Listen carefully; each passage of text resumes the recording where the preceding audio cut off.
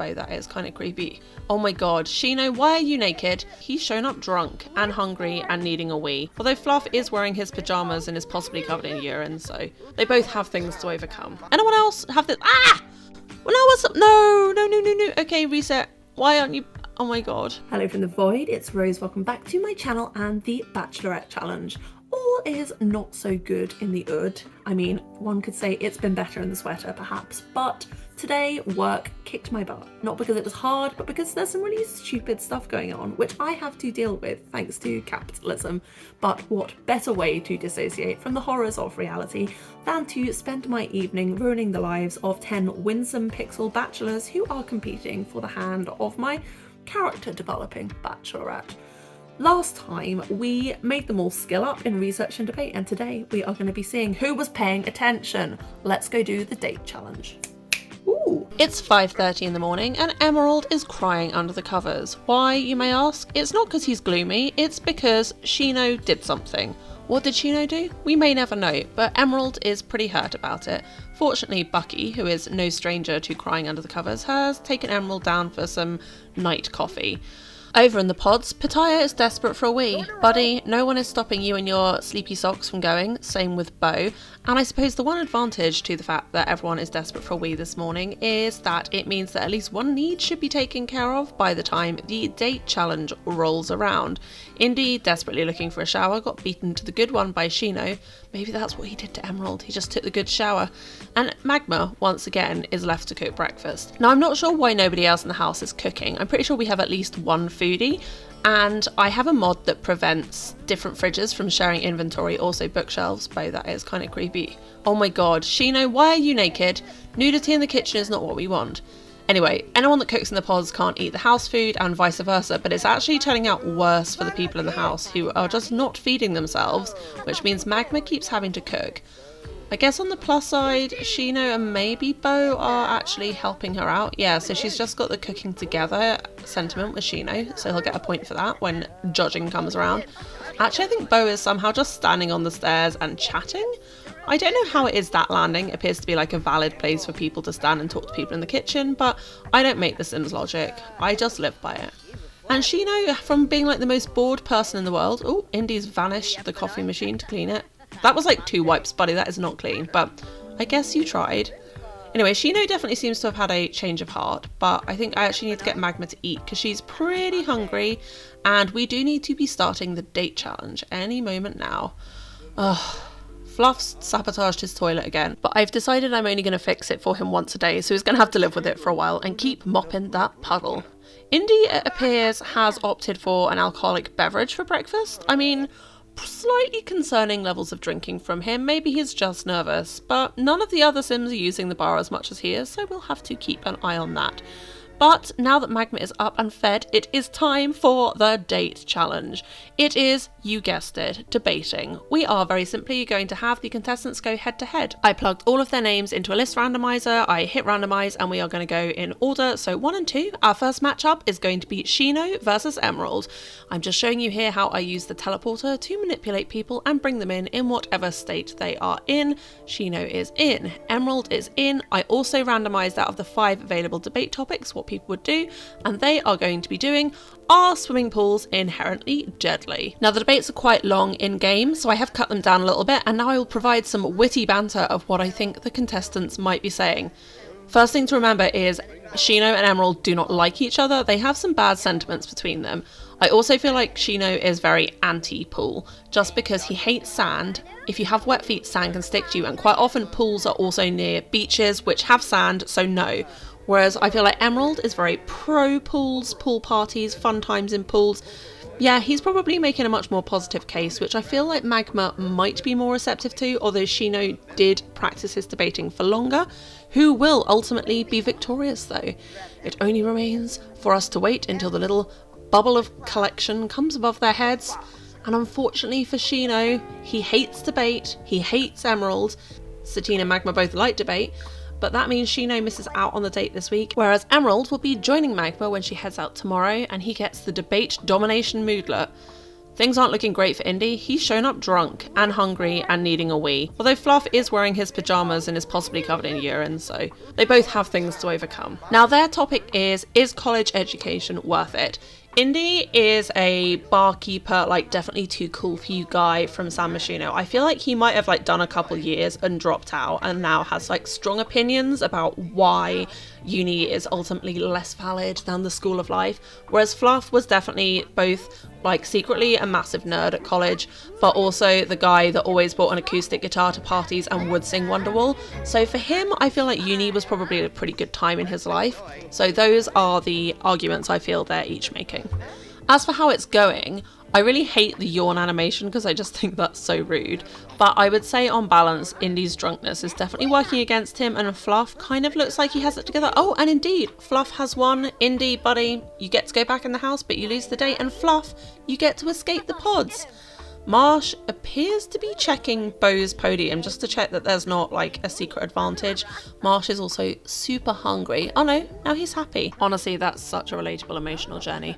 Anyway, I feel like on this topic, which is homework beneficial, Beau is absolutely anti-homework, anti-establishment. He's like, there's so many better things you could be doing. You could be rescuing an animal or saving the planet. Now, Marsh did work pretty hard, but it looks like he's talking about bears. And I'm not entirely sure what bears have to do with it, but he is speaking very confidently. I can definitely imagine Marsh being someone that takes it off in a completely random tangent. He's like, it's not just about homework, it's about the things they want you to do. And if you don't do the things they want you to do, then they'll watch you and then you won't be able to understand the true things that the government are doing. Like bears, they're not even real. But ultimately, Beau's slightly saner approach has overcome Marsh's greater experience. Beau wins the date. Next matchup is Midsummer versus Carnelian discussing, are cowplants cows or plants? Midsummer is feeling pretty confident. He did spend 10 hours debating himself and also just as a guy with opinions. He thinks he's descended from vampires, so wouldn't be surprised if he's like, my family were involved in the initial development of cowplants and I can tell you in fact that they are neither and here's why. Whereas Carnelian is into like spooky horror writing, so he'd probably try and get into like the mythology of cowplants and how really they are ultimately just a symbol for society's distrust of things that exist in liminal spaces, which is probably a better argument, but combining his extensive practicing with just his bloody mindedness, I am expecting, yep, Midsummer comes out on top. Carnelian, I'm sorry buddy, you're stuck home.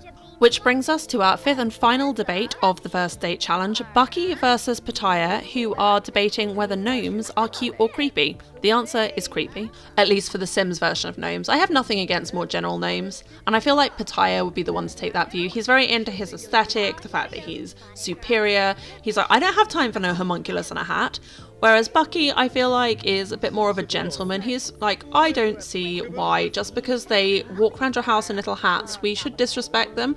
I personally am a big fan of hats, so I believe that gnomes must be inherently good in some part of themselves, or they wouldn't so nobly wear a hat. And Pitaya's like, hats are lame.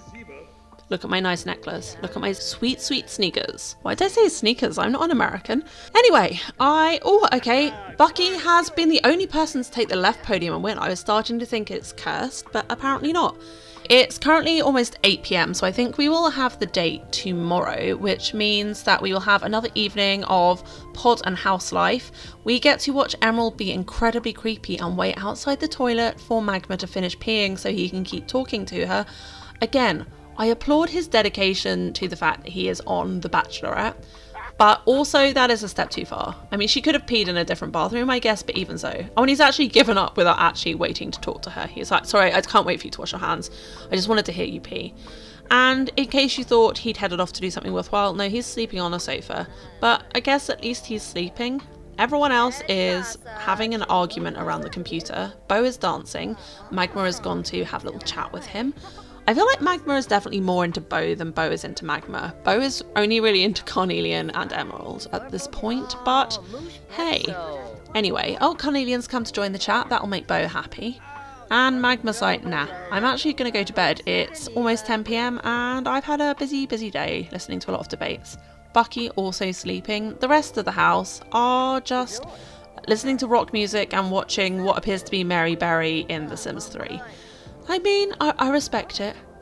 Marsh, meanwhile, is finally giving up. Oh, no. Does anyone else have this bug where your Sims don't put their books away properly and then their arms get stuck? Pitaya's alright. Oh, no. Midsummer's also... Ugh. No, arms shouldn't move like that. Anyone else have this? Ah! Well, no, what's up? No, no, no, no, no. Okay, reset. Why aren't you... Oh my god. Midsummer, are you broken? Okay. Whew.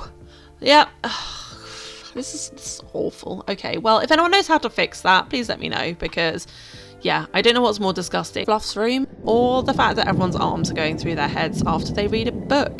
Okie dokie, and it's now thundering, so half the people that are still awake are terrified, except for this little late night bro hang who have decided that cereal and washing up are more important than sleep. Magma is also up at 5, but no one seems to have noticed. Indy is doing some washing up, thanks babe. It's good to see you being a good citizen as well as drinking. And Magma is once again cooking, because what else is the Bachelorette here to do? Does she need to find love? No, she just needs to cook food for these guys, apparently. Fluff is gazing into the abyss, in the rain, eating something horrible looking. Can relate? Can relate. Meanwhile, back in the house, some of the boys... I don't think I've actually seen Bucky eat yet. Oh, he ate a hot dog at some point, but he is definitely running on coffee and prayer at this point, so he may have an interesting time on the date. Schino briefly came to eat with them and then left. Oh, a sentiment just appeared.